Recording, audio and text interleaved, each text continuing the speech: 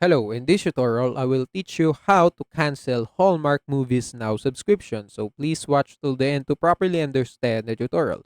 And if you want to create an account on Hallmark Movies Now, you can use the link in the description below and you can get discount and rewards upon signing up. So without further ado, let's get started.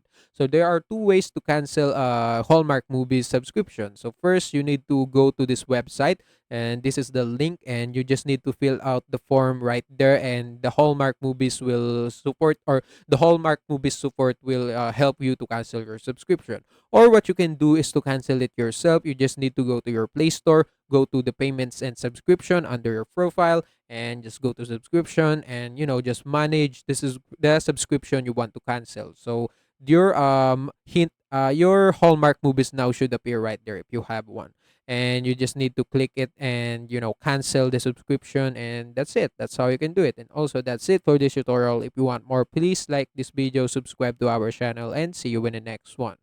Bye.